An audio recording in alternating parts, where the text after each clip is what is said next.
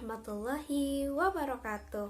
Halo sobat semua, kembali lagi dengan saya Ibu Rima di kelas Sosiologi yang menyenangkan.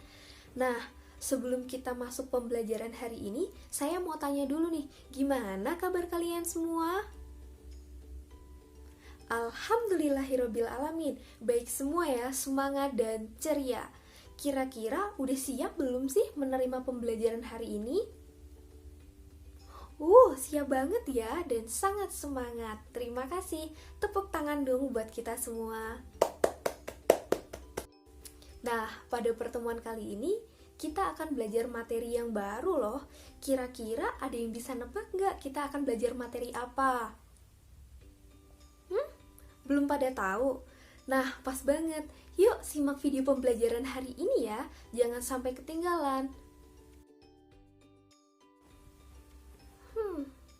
Pernah nggak sih kalian berpikir masyarakat kita pada hari ini udah banyak berubah loh? Apakah berubah seperti ini? Tentu saja tidak. Maksudnya adalah masyarakat kita hari ini berubah karena adanya kemajuan teknologi. Berubah dalam hal cara mereka berkomunikasi, kemudian cara mereka bekerja, dan juga cara mereka dalam berinteraksi. Nah, contoh yang dapat kita ambil apa sih? Contoh yang paling dekat dengan kita adalah seorang petani. Seorang petani pada awalnya membajak sawah menggunakan tenaga manusia dan juga tenaga hewan, yakni menggunakan kerbau. Tetapi dengan adanya kemajuan teknologi, seorang petani hari ini beralih. Mereka membajak sawah menggunakan tenaga mesin, yakni sebuah traktor.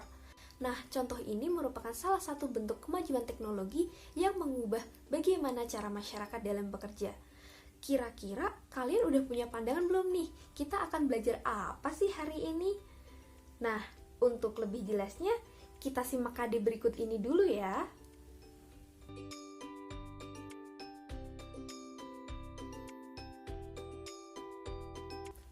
Jadi, kita hari ini akan belajar tentang dinamika kelompok sosial. Kira-kira kalian udah pernah dengar belum sih tentang dinamika kelompok sosial? Belum? Pas banget. Yuk kita belajar bersama. Nah, sebelum kita masuk ke penjelasan secara umum mengenai dinamika kelompok sosial, kita dengerin pendapat ahli ini dulu ya.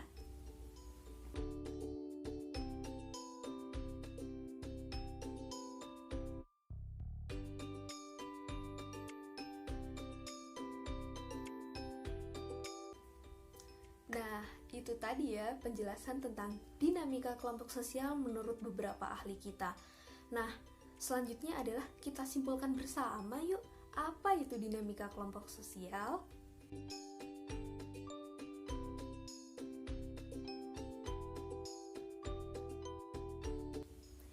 Itu tadi ya penjelasan singkat tentang dinamika kelompok sosial.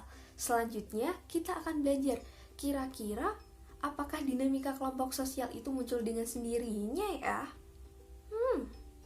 Tentu saja tidak. Dinamika kelompok sosial itu muncul atau dilatar belakangi oleh beberapa aspek. Di antaranya adalah sebagai berikut. Aspek yang pertama adalah adaptasi. Apa sih adaptasi itu? Benar banget. Kemampuan untuk menyesuaikan diri. Dalam dinamika kelompok sosial, adaptasi merupakan salah satu hal yang penting, di mana adaptasi mempengaruhi bagaimana sebuah kelompok itu beradaptasi dengan perkembangan yang terjadi di setiap zamannya. Contohnya, apa ya kira-kira? Simak video berikut ya. Kencang. Dulu buat nonton film kita harus ke bioskop dan ngantri panjang banget buat beli tiket. Sekarang kita tinggal buka HP dan pesen tiket online.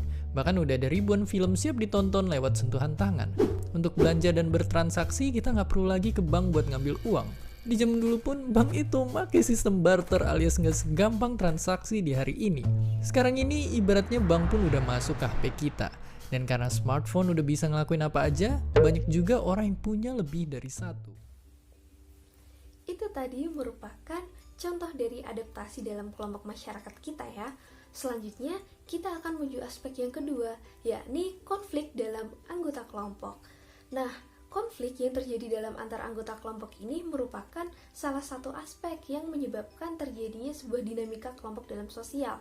Ketika kita membicarakan konflik, konflik berarti merupakan sebuah tindakan yang membuat sebuah kelompok itu terpecah belah. Nah, terpecahnya sebuah kelompok itu biasanya dipengaruhi oleh kepentingan, baik itu kepentingan individu maupun kepentingan kelompok. Nah, kira-kira untuk jelasnya kita simak video berikut ini ya tentang contoh konflik dalam anggota.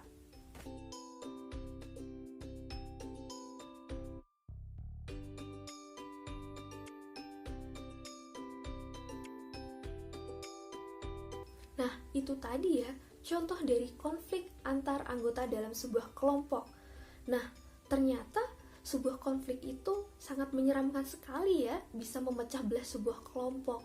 Nah, kira-kira nih, supaya sebuah kelompok itu nggak terpecah seperti itu, langkah seperti apa ya yang akan kita lakukan? Nah, hal ini berkaitan dengan aspek yang ketiga dan yang keempat nih, untuk memecahkan salah satu permasalahan yang terjadi akibat adanya konflik dalam kelompok. Aspek yang ketiga ialah kohesi. Kohesi merupakan salah satu langkah untuk mempererat atau memperkuat hubungan antar anggota kelompok untuk mencapai sebuah keharmonisan tentunya. Kira-kira contohnya apa ya? Yuk kita simak video berikut ini.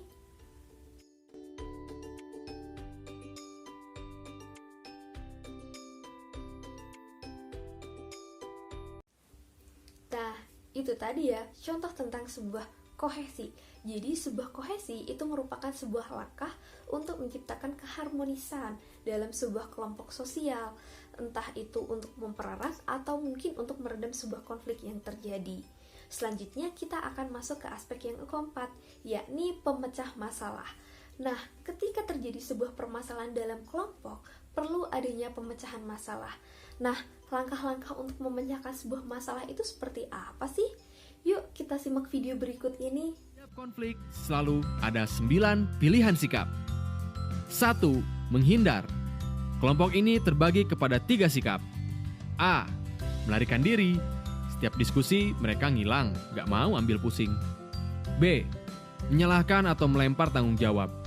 Biar orang lain aja yang mengambil keputusan, gak ikut mikir atau berpendapat. Pengennya tahu jadi aja, tapi kalau ada masalah, mereka cuci tangan dan menyalahkan. C. Menyangkal. Mengatakan oke-oke aja, tapi sebetulnya mereka nggak setuju. 2. Menyerang. Kubu ini lebih aktif tapi reaktif. A. Ada yang mencela pilihan kubu lain. Yang kubu Jogja bilang, Bali itu nggak cocok buat liburan. Kubu Bali bilang, Jogja udah keseringan. B. Ada juga yang ngegosip dan beraninya ngomongin di belakang. C. Bahkan ada beberapa siswa yang hampir adu jotos gara-gara beda pilihan atau berkelahi. 3. Berdamai. Kubu ini sudah lebih bijak. A. Ada yang memaafkan. Mereka memaklumi konflik yang terjadi dan siap menerima apapun keputusannya. B. Bicara empat mata. Salman dan Silmi bertemu untuk berbicara dengan kepala dingin. C. Mendatangkan penengah.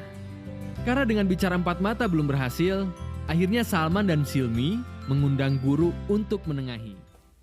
Nah, itu tadi ya beberapa langkah-langkah yang dilakukan untuk memecahkan sebuah permasalahan dalam kelompok.